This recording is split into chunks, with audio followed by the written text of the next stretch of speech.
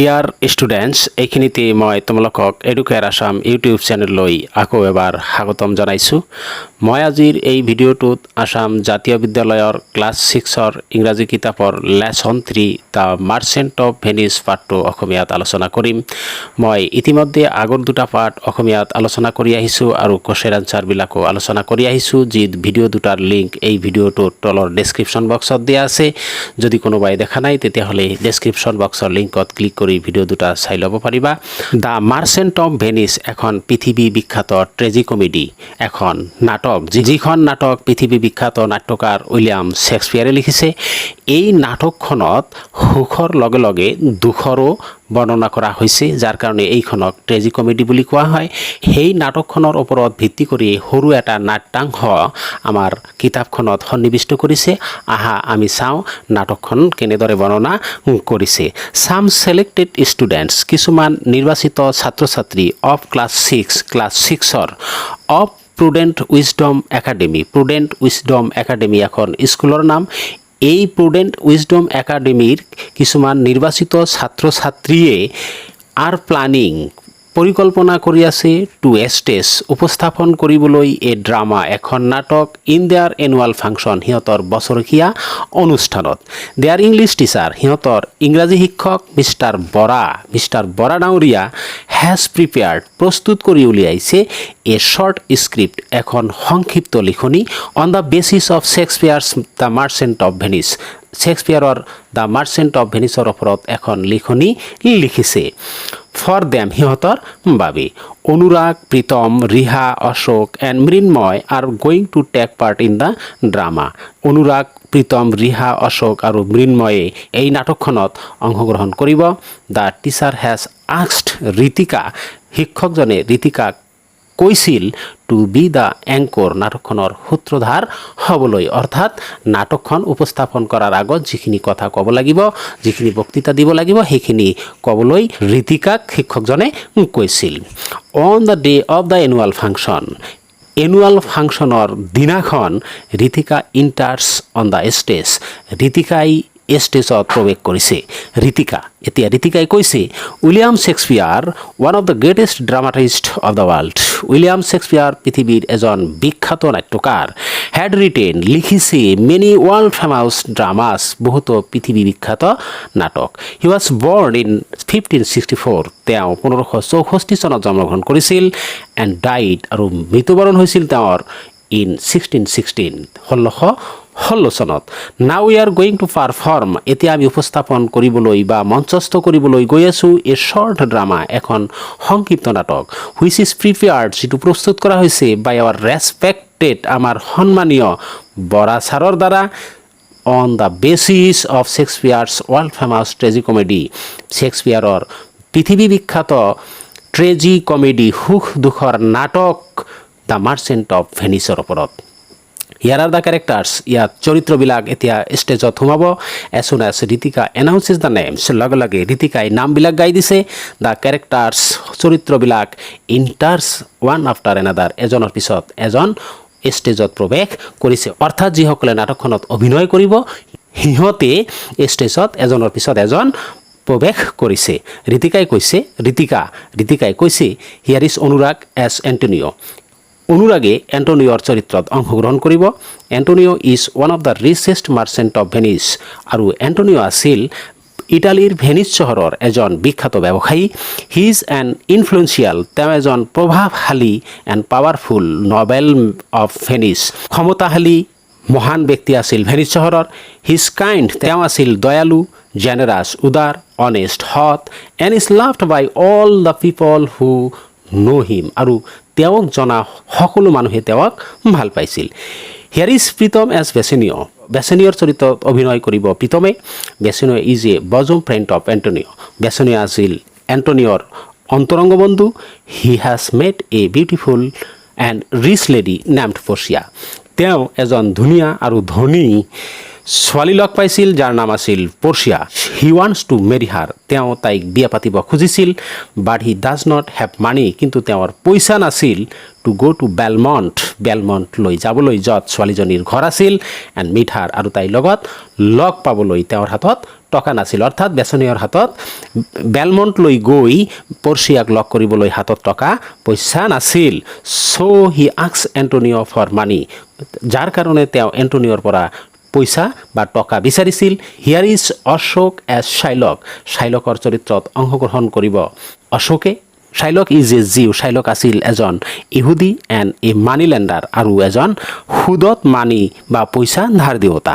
হি heads Antonio তেওঁ এণ্টনিঅক ঘৃণা কৰিছিল এণ্ড ফিলছ জিলাছ অফ হিম আৰু তেওঁৰ প্ৰতি ঈৰ্ষা পোষণ কৰিছিল ফৰ হিজ পপুলাৰিটি কাৰণ তেওঁ বৰ জনপ্ৰিয় আছিল হিয়াৰ ইজ ৰিহা এজ পৰ্চিয়াৰ চৰিত্ৰত অভিনয় কৰিব ৰিহাই পৰ্চিয়া ইজ এ ৰিচ হেয়াৰিছ পৰ্চিয়া আছিল এজন ধনী উত্তৰাধিকাৰিণী শ্বি ইজ বিউটিফুল তাই আছিল ধুনীয়া এণ্ড হেজ ৱাণ্ডাৰফুল পাৰ্চনেল কোৱালিটিছ আৰু তাইৰ আচৰিত ধৰণৰ কিছুমান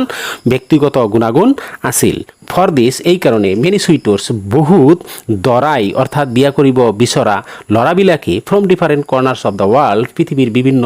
কোণৰ পৰা চুকৰ পৰা ওৱান টু মেৰি হাৰ তাইক বিয়া পাতিব খুজিছিল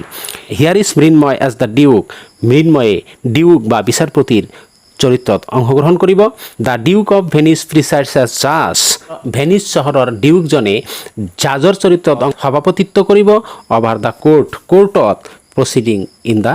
ড্ৰামাটোৰ বা নাটকটোৰ ক্ষেত্ৰত ইয়াৰ পিছত আহিছোঁ মই নাটকটোৰ প্ৰথম দৃশ্যলৈ scene 1 Bassanio and Antonio meet in a street of Venice Bassanio আৰু এণ্টনিঅ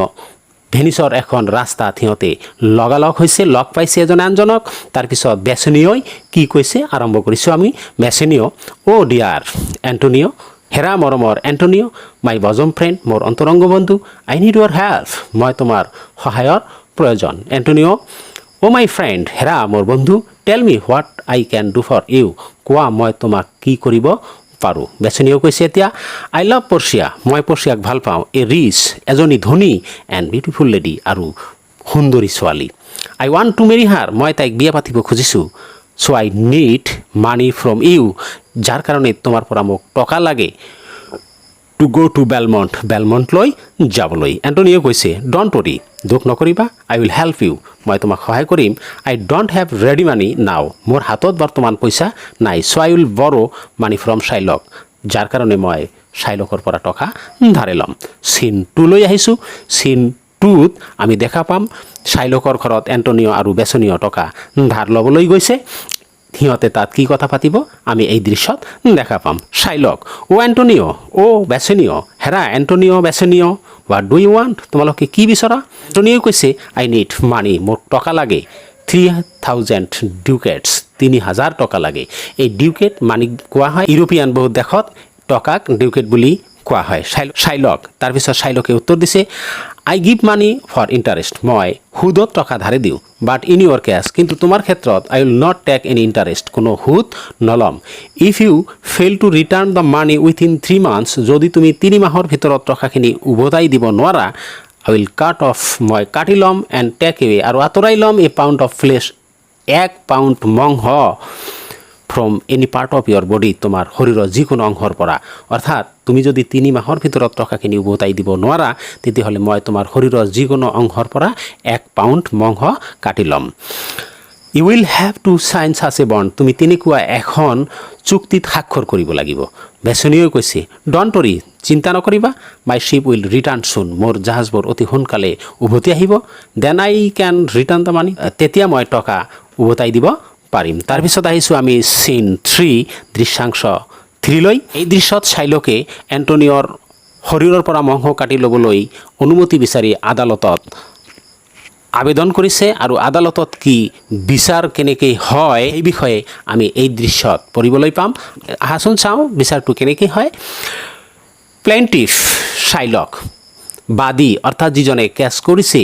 যিজনে আবেদন কৰিছে বিচাৰৰ কাৰণে তেওঁ হ'ল শাইলক ডিফেণ্ডেণ্ট প্ৰতিবাদীজন হ'ল এণ্টনিঅ অৰ্থাৎ যাৰ বিৰুদ্ধে অভিযোগ দাখিল কৰিছে তেওঁ হ'ল এণ্টনিঅ দ্য ডিউকে যিহেতু বিচাৰপতিৰ আসনত আছে গতিকে ডিউক হ'ল বিচাৰপতি টেল মি শাইলক ডিউকে কৈছে শাইলকক যে শাইলক তুমি মোক কোৱা হোৱাট ইজ ইয়ৰ কেছ তোমাৰ কেছটো কি শাইলকে কৈছে নাও 3 মান্থছ আৰ অভাৰ এতিয়া 3 মাহ পাৰ হৈ গ'ল since I gave the money to Antonio টকা দিয়াৰ এতিয়া 3 মাহ পাৰ হৈ গ'ল as the time is are expired যিহেতু সময় এতিয়া পাৰ হৈ গ'ল he should give me a pound of flesh তেওঁ 1 পাউণ্ড মাংস মোক দিব লাগিব এজ পাৰ দ্য বণ্ড চুক্তিমতে চাইন বাই এণ্টনিঅ যি চুক্তি এণ্টনিঅই সহি কৰিছে দ্য ডিউক এতিয়া বিচাৰপতিয়ে কৈছে এণ্টনিঅ হোৱাট ডু ইউ চে তুমি কি কোৱা এণ্টনিঅই কৈছে মাই লয়াৰ উইল স্পীক ফৰ মি মোৰ উকিলজনে মোৰ বিষয়ে ক'ব লয়াৰে কৈছে বছ এণ্ড ষ্টাৰ্ট স্পীকিং তেওঁ মূৰ দুৱাই কথা ক'বলৈ আৰম্ভ কৰিছে my lord Shylock is keen about a pound of flesh Shylock 1 pound মাংসৰ কাৰণে বৰ আগ্ৰহী আকাংক্ষী লেট হিম হেভ ইট তেওঁক এইটো কাটি ল'বলৈ দিয়ক have you brought the knife Shylock আপুনি আপোনাৰ ছুৰীখন আনিছেনে শাইলক য়েছ আই হেভ হয় মই আনিছোঁ লয়াৰ উকিলে কৈছে এতিয়া you can cut the flesh from any part of Antonio's body আপুনি এণ্টনিঅ'ৰ শৰীৰৰ যিকোনো অংশৰ পৰা 1 পাউণ্ড মাংস কাটি ল'ব পাৰে বাট ইন কাটিং ইট কিন্তু এই মাংস কাটোতে there should be no' bloodshed তাৰ পৰা কোনো তেজ কিন্তু ওলাব নোৱাৰিব because it is not mentioned in the bond কাৰণ এইটো সেই চুক্তিত উল্লেখ নাই my lord I don't want my client to lose even a single drop of blood my lord মই নিবিচাৰোঁ মোৰ মক্কেলজনৰ শৰীৰৰ পৰা 1 বিন্দু তেজ নষ্ট হওক এইটো মই নিবিচাৰোঁ এইটো উকিলজনে কৈছিল শাইলক হেজ কনস্পায়াৰ্ড শাইলকে ষড়যন্ত্ৰ কৰিছে কনস্পায়াৰ্ড মিনছ ষড়যন্ত্ৰ কৰা টু মাৰ্ডাৰ মাৰি পেলাবলৈ এণ্টনিঅক অৰ্থাৎ শাইলকে এণ্টনিঅক মাৰি পেলাবলৈ ষড়যন্ত্ৰ কৰিছে শাইলক ইজ শ্বকড শাইলকে কিন্তু আচৰিত হৈ পৰিছে নাও হি ৰিয়েলাইজেছ হিজ